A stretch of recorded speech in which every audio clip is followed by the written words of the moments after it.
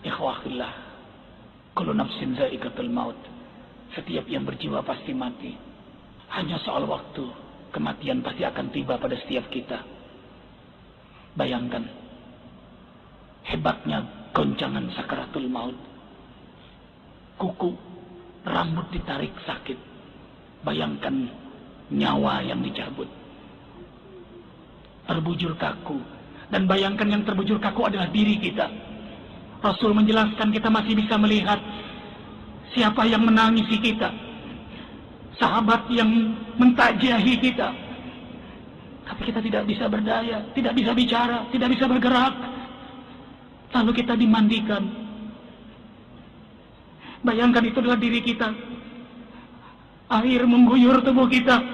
Yang selama ini kita mandi lalu dimandikan. Dan kita menyaksikan siapa yang mandikan. Bersyukur kalau yang mandikan anak-anak kita.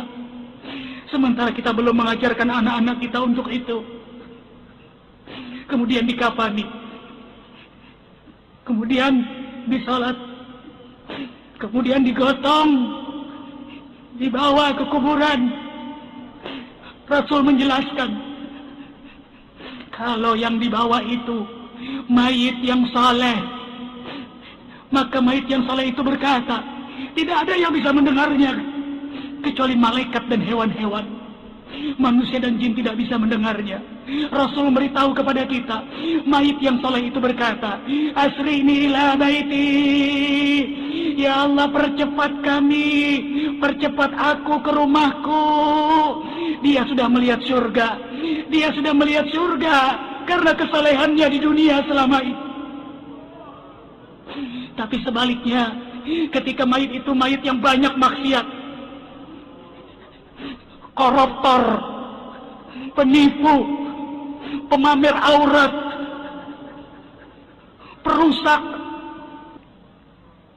Ya Allah, mayit itu berkata, aina tadhabun? Kifu, mau dibawa kemana aku? Berhenti, berhenti. Tapi tidak ada yang mendengarnya. Dan terus dia dibawa ke dalam kubur. Subhanallah. Ikhwah, semua kita akan masuk dalam galian 2 meter. Kita masih melihat terakhir siapa yang menguruk, menutupi kita, mungkin keluarga kita, sahabat-sahabat kita. Lalu kita ditinggalkan sendiri dalam kubur. Darah, daging, tulang belulang hancur. Ditanyai satu persatu perbuatan kita di dunia.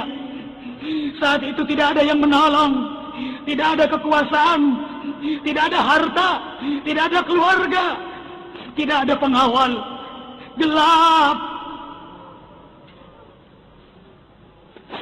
Allahu Akbar. Allahu Akbar walillahil hamd. Kita masih hidup. Hari ini masih hidup. Kita belum wafat. Berarti Allah masih sayang pada kita. Allah beri kesempatan pada kita untuk bertaubat. Inilah saatnya. Inilah saatnya kita bertaubat.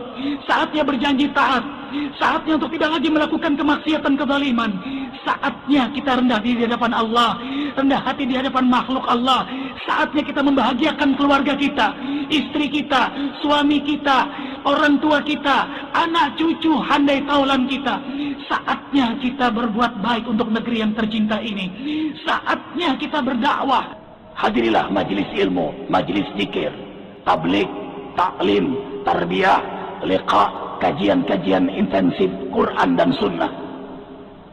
Bergaulah kepada orang-orang saleh untuk memacu diri kita untuk selalu bersama Allah Jalla Jalaluh. Subhanakallahumma wa bihamdika asyhadu an la ilaha illa anta astaghfiruka wa atubu ilaik. Assalamualaikum warahmatullahi wabarakatuh.